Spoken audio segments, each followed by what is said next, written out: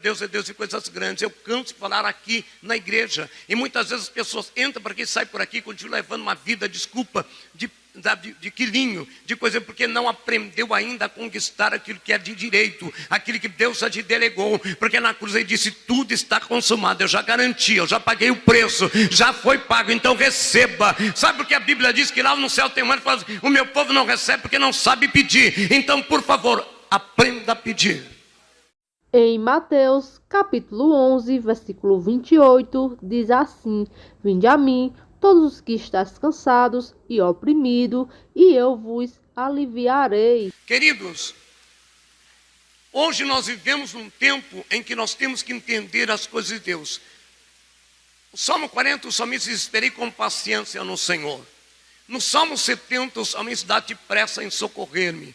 Nós temos que entender que existe um momento em que devemos esperar, sim. E tem momentos que nós devemos também ser ousados. Queridos, nós temos que ter discernimento para discernir o tempo de Deus nas nossas vidas e na nossa situação. Eu quero dizer para você que existem problemas que nós não podemos esperar. Tem situações que não dá para ficar aguardando.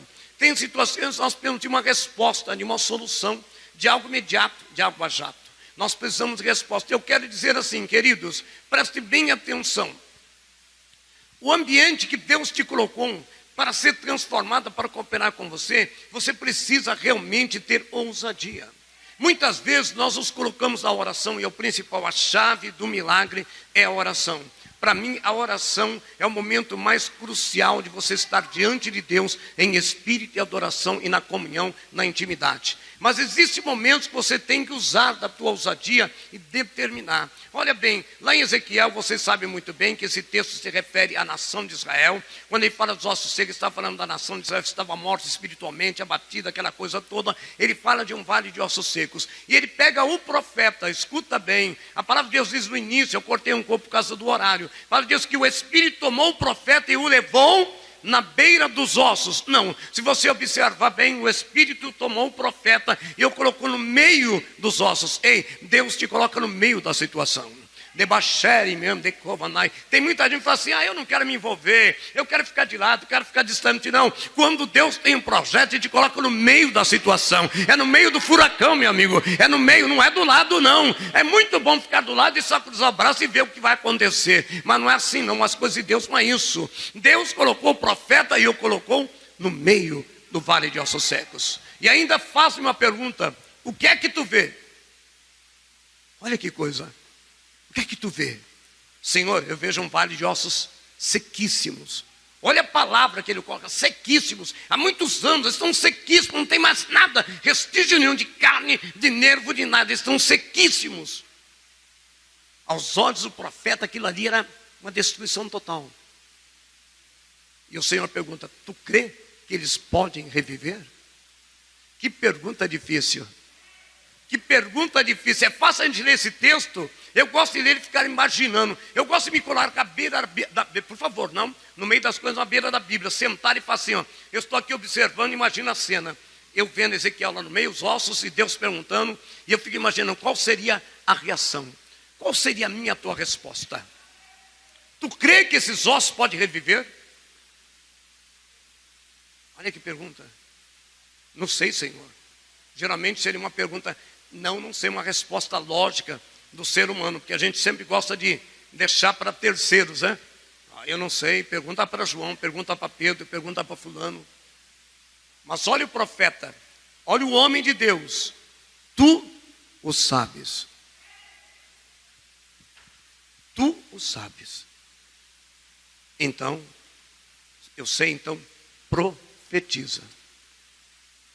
Querido, o que me chama a atenção nesse texto, quero que você entenda uma coisa, por favor: a oração é a chave do milagre, a chave do poder. Sem oração não tem comunhão, sem comunhão não tem unção, sem unção não tem poder, sem poder não tem autoridade.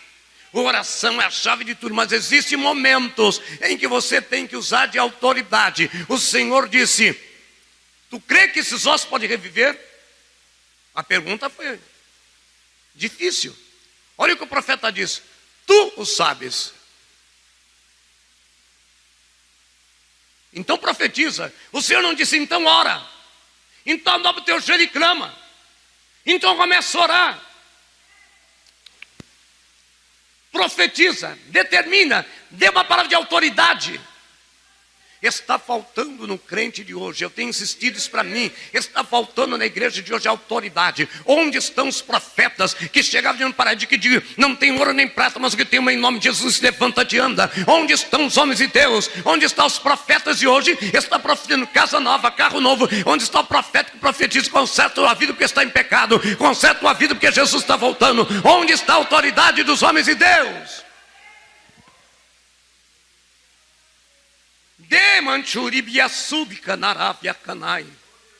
Nós temos uma grande dificuldade. Orar é a chave realmente, é o combustível do cristão. Mas querido, o Senhor não disse, tu crê que pode? Senhor, tu sabe, então ora. Tem hora que é para orar, tem hora que é para determinar. Tem hora que é para profetizar. Deus liberou uma palavra para aquele, olha o que o Senhor disse.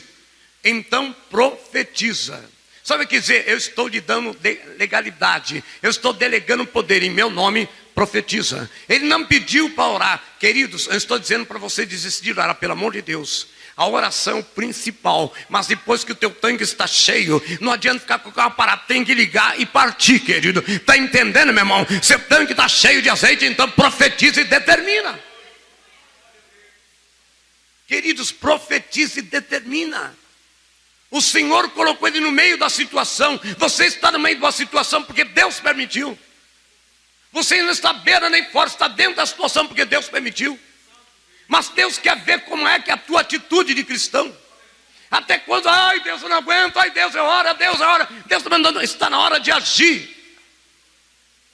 Está na hora de você ter autoridade. Queridos, a viúva, vocês conhecem muito bem a história da viúva do azeite. Todo mundo sabe essa história tremenda, profunda, maravilhosa.